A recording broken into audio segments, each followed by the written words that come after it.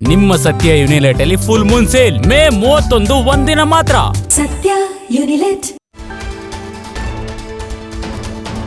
High command ಜೊತೆ ಹಲವು ವಿಷಯಗಳ ಬಗ್ಗೆ ಡಿಕೆಶಿ ಚರ್ಚೆ, ಸಿಎಲ್ಪಿ ಸಭೆ ಸೇರಿದಂತೆ ಹಲವು ರಾಜಕೀಯ ವಿಚಾರಗಳ ಬಗ್ಗೆ ಚರ್ಚೆ.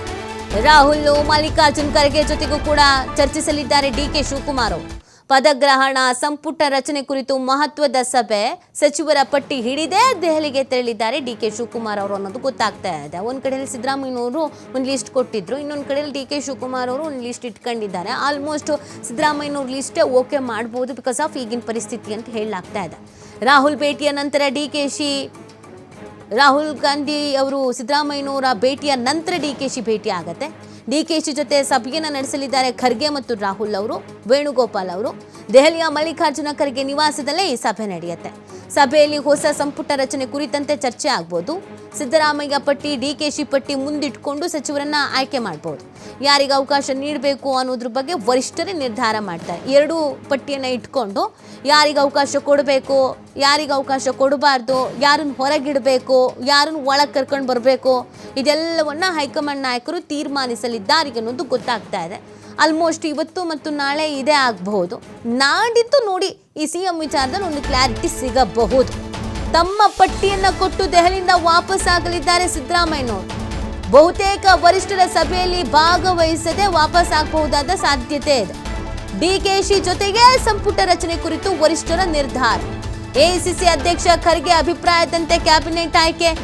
ಡಿಕೆಶಿ ಪದಗ್ರಹಣ ಕಾರ್ಯಕ್ರಮದ ಬಗ್ಗೆಯೂ ಕೂಡ ದಿನಾಂಕ ಪ್ರಕಟ ಆಗಬಹುದಾದ ಸಾಧ್ಯತೆ ಇದೆ. ಸಿದ್ದರಾಮಯ್ಯನವ್ರದ್ದು ಒಂದು ಪಟ್ಟಿ ಇದೆ, ಆ ಪಟ್ಟಿ ಕೊಟ್ಟು ವಾಪಸ್ ಆಗ್ಬಿಡ್ಬೋದು. ಮತ್ತು ಇನ್ನು ಹೆಚ್ಚಿನ ಮಾತುಕತೆಗೆಲ್ಲ ಇರೋದು ಕಡಿಮೆನೇ ಇದೆ. ಡಿಕೆ ಶಿವಕುಮಾರ್ ಅವರು ಬರ್ತಾರೆ, ಇಬ್ರು 1 to 1 ಕೂರಿಸ್ಕೊಂಡು ಮಾತಾಡ್ತೀವಿ, ಕ್ಯಾಬಿನೆಟ್ಟಿಗೆ ಯಾರನ್ನು ಸೇರಿಸ್ಕೋಬೇಕು, ಯಾರನ್ನು ಸೇರಿಸ್ಕೋಬಾರ್ದು, ಮಾತಾಡೋಣ ಬನ್ನಿ, ಇದೆಲ್ಲದಕ್ಕೂ ಒಪ್ಕೊಳ್ಳೋ ಡೌಟ್ ಇಲ್ಲ, ನಾನು ಹೊರಟ್ಬಿಡ್ತೀನಿ ಅಂತ ಹೊರಡಬಹುದು.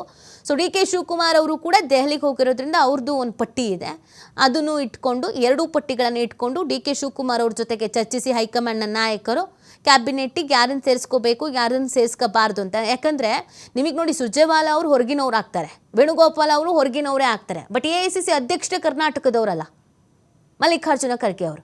ಅವರಿಗೆ ಕರ್ನಾಟಕ ರಾಜಕಾರಣದ ಆಳ ಆಗಲ, ಯಾರು ಹೆಂಗೆ, ಯಾರು ಎಷ್ಟು ಸತಿ ಶಾಸಕರಾಗಿದ್ದಾರೆ, ಯಾರನ್ನು ಆಯ್ಕೆ ಮಾಡಬೇಕು, ಯಾರಿಗೆ ಅವಕಾಶ ಕೊಡಬೇಕು, ಇದು ತುಂಬ ಚೆನ್ನಾಗಿ ಗೊತ್ತಿದೆ ನಿಮಗೆ. ಬೇರೆ ಬೇರೆ ರಾಜ್ಯದ ವಿಚಾರದಲ್ಲಿ ಹೌದು, ವೀಕ್ಷಕರು ಅಂತ ಬರೋರು, ಉಸ್ತುವಾರಿ ಅಂತ ಬರೋರು ಇನ್ಯಾವುದೋ ರಾಜ್ಯದವ್ರು ಆಗ್ಬಿಟ್ಟಿರ್ತಾರೆ. ಸೊ ಅಲ್ಲಿ ಅವ್ರು ಹೇಳಿದ್ದೇ ನಡೆಯುತ್ತೆ ಅನ್ನೋದು. ಬಟ್ ಕರ್ನಾಟಕದ ವಿಚಾರದಲ್ಲಿ ಅಷ್ಟು ಸುಲಭ ಅಲ್ಲ ಅದು. ಮಾಹಿತಿ ನೀಡ್ತಾರೆ ನಮ್ಮ ಪ್ರತಿನಿಧಿ ಶಿವು. ಇವತ್ತಿನ ಬೆಳವಣಿಗೆಗಳ ಬಗ್ಗೆ ಸಹಜವಾಗಿ ಎಲ್ರಿಗೂ ಕುತೂಹಲ ಇದೆ. ಒಂದು ಕಡೆಯಲ್ಲಿ ಸಿದ್ದರಾಮಯ್ಯನವರು ದೆಹಲಿಯಲ್ಲಿ, ಇನ್ನೊಂದು ಕಡೆಯಲ್ಲಿ ಡಿ ಕೆ ಶಿವಕುಮಾರ್ ಅವರು. ಇವತ್ತು ಏನೆಲ್ಲ ಚರ್ಚೆ ಆಗಬಹುದಾದ ಸಾಧ್ಯತೆ ಇದೆ, ಮತ್ತು ಈ ಸಿಎಂ ಆಯ್ಕೆಗೆ ಸಂಬಂಧಪಟ್ಟಂತೆ ಕ್ಲಾರಿಟಿ ಸಿಗೋಕೆ ಎಷ್ಟು ದಿನಗಳು ಬೇಕಾಗಬಹುದು ಅಂತ ಶಿವು? ಈಗಾಗಲೇ ಸಿದ್ದರಾಮಯ್ಯ ಅವರು ರಾಜೀನಾಮೆಯನ್ನ ಮುಖ್ಯಮಂತ್ರಿ ಸ್ಥಾನಕ್ಕೆ ಕೊಟ್ಟಾಗಿದೆ. ರಾಜ್ಯಪಾಲರು ರಾಜೀನಾಮೆಯನ್ನ ಅಕ್ಸೆಪ್ಟ್ ಮಾಡಿದ್ದು ಕೂಡ ಆಗಿದೆ ಅಧಿಕೃತವಾಗಿ. ಸೊ ಈಗ ನೂತನ ಸಿಎಂ ಆಯ್ಕೆ ಆಗ್ಬೇಕಾಗತ್ತೆ. ಈಗಾಗಲೇ ಸಿದ್ದರಾಮಯ್ಯ ಹಾಗೆ ಡಿ ಕೆ ಶಿವಕುಮಾರ್ ಇಬ್ಬರು ಕೂಡ ದೆಹಲಿಯಲ್ಲೇ ವಾಸ್ತವ್ಯವನ್ನ ಹೂಡಿದ್ದಾರೆ. ನಿನ್ನೆ ರಾತ್ರಿನೇ ದೆಹಲಿಗೆ ತೆರಳಿದ್ರು. ಸಿದ್ದರಾಮಯ್ಯ ಅವರು ಹವಾಮಾನ ವೈಪರೀತ್ಯ ಹಿನ್ನೆಲೆ ಅವರ ಫ್ಲೈಟ್ ಜೈಪುರದಲ್ಲಿ ತುರ್ತು ಲ್ಯಾಂಡಿಂಗ್ ಆಗಿತ್ತು ರಾತ್ರಿ. ತದನಂತರ ಮಧ್ಯರಾತ್ರಿ 1 ಗಂಟೆಗೆ ಅವರು ದೆಹಲಿಯನ್ನ ತಲುಪಿದ್ರು. ಇದೀಗ 9 ಗಂಟೆಗೆ ರಾಹುಲ್ ಗಾಂಧಿ ಅವರು ಸಿದ್ದರಾಮಯ್ಯ ಅವರನ್ನ ಉಪಹಾರ ಕೂಟಕ್ಕೆ ಬುಲಾವ್ ಕೊಟ್ಟಿದ್ದಾರೆ. ಹಾಗಾಗಿ ರಾಹುಲ್ ಗಾಂಧಿ ಅವರ ನಿವಾಸಕ್ಕೆ ಸಿದ್ದರಾಮಯ್ಯ ಬೆಳಗ್ಗೆ 9 ಗಂಟೆಗೆ ತೆರಳಲಿದ್ದು, ಸಿದ್ದರಾಮಯ್ಯ ಅವರ ಜೊತೆ ರಾಹುಲ್ ಗಾಂಧಿ 1 to 1 ಸಭೆಯನ್ನ ಮಾಡಲಿದ್ದಾರೆ.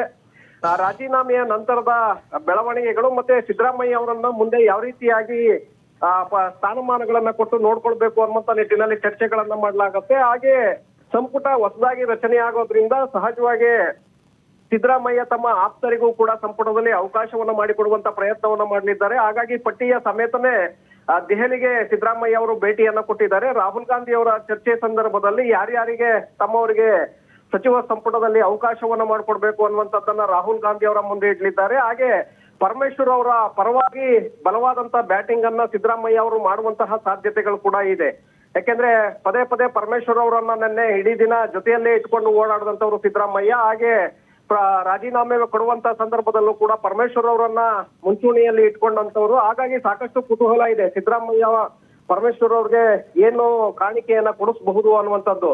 ಸೊ ಹೀಗಾಗಿ ಡಿಸಿಎಂ ಹುದ್ದೆಯನ್ನ ಪರಮೇಶ್ವರ್ ಅವರಿಗೆ ಕೊಡಿಸುವಂತಹ ಸಾಧ್ಯತೆಗಳು ಹೆಚ್ಚಿದೆ. ರಾಹುಲ್ ಗಾಂಧಿ ಅವರ ಮೇಲೆ ಇದೇ ಒತ್ತಡವನ್ನ ತರುವಂತ ಸಾಧ್ಯತೆಗಳು ಕೂಡ ಇದೆ. ಹಾಗಾಗಿ ಸಿದ್ದರಾಮಯ್ಯ ರಾಹುಲ್ ಗಾಂಧಿ ಅವರ ಭೇಟಿ ಸಾಕಷ್ಟು ಮಹತ್ವವನ್ನ ಪಡ್ಕೊಳ್ತಾ ಇದೆ. ಇದರ ಜೊತೆಗೆ ಮಧ್ಯಾಹ್ನ ಡಿ.ಕೆ. ಶಿವಕುಮಾರ್ ಅವರ ಜೊತೆ ಎಐಸಿಸಿ ಅಧ್ಯಕ್ಷ ಮಲ್ಲಿಕಾರ್ಜುನ್ ಖರ್ಗೆ ಹಾಗೆ ರಾಹುಲ್ ಗಾಂಧಿ, ವೇಣುಗೋಪಾಲ್, ಸುರ್ಜೇವಾಲಾ ಅವರು ಸಭೆಯನ್ನ ನಡೆಸಲಿದ್ದಾರೆ. ನಾಯಕತ್ವ ಬದಲಾವಣೆಯ ನಂತರದಲ್ಲಿ ಸಿಎಂ ಪದಗ್ರಹಣ ಕಾರ್ಯಕ್ರಮವನ್ನ ಯಾವಾಗ ಆಯೋಜನೆ ಮಾಡಬೇಕು ಮತ್ತೆ ಹೊಸದಾಗಿ ಸಂಪುಟಕ್ಕೆ ಯಾರನ್ನೆಲ್ಲ ಸೇರಿಸ್ಕೊಳ್ಬೇಕು ಅಂತೇಳಿ ಡಿ.ಕೆ. ಶಿವಕುಮಾರ್ ಕೂಡ ಒಂದು ಪಟ್ಟಿಯ ಜೊತೆನೆ ದೆಹಲಿಗೆ ತೆರಳಿದ್ದಾರೆ.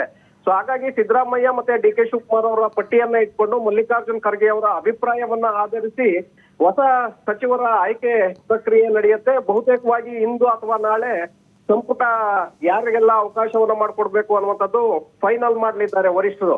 ಸೊ ಹಾಗಾಗಿ ಡಿ.ಕೆ. ಶಿವಕುಮಾರ್ ಅವರ ಭೇಟಿ ಕೂಡ ಸಾಕಷ್ಟು ಮಹತ್ವವನ್ನ ಪಡ್ಕೊಳ್ತಾ ಇದೆ. ವರಿಷ್ಠರ ಜೊತೆ ನಡೆಸುವಂತಹ ಸಭೆ ಕೂಡ ಮಹತ್ವ ಕುತೂಹಲವನ್ನ ಮೂಡಿಸ್ತಾ ಇದೆ. ಡಿ.ಕೆ. ಶಿವಕುಮಾರ್ ಯಾರಿಗೆಲ್ಲ ಅವಕಾಶವನ್ನ ಮಾಡ್ಕೊಡ್ಬೋದು ತಮ್ಮವರಿಗೆ, ಮತ್ತೆ ಸಿದ್ದರಾಮಯ್ಯ ಅವರು ಯಾರಿಗೆಲ್ಲ ಅವಕಾಶವನ್ನ ಮಾಡ್ಕೊಡ್ಬೋದು, ವರಿಷ್ಠರು ಇಬ್ಬರ ಪಟ್ಟಿಗೆ ಯಾವ ರೀತಿಯಾಗಿ ನಿರ್ಧಾರವನ್ನ ತೆಗೆದುಕೊಳ್ತಾರೆ ಅನ್ನುವಂಥದ್ದು ಬಹಳಷ್ಟು ಕುತೂಹಲವನ್ನ ಮೂಡಿಸ್ತಾ ಇದೆ ನೀತಿ. ಓಕೆ, ಥ್ಯಾಂಕ್ ಯು ಶಿವು ತಮ್ಮೆಲ್ಲ ಡೀಟೇಲ್ಸ್ಗಾಗಿ.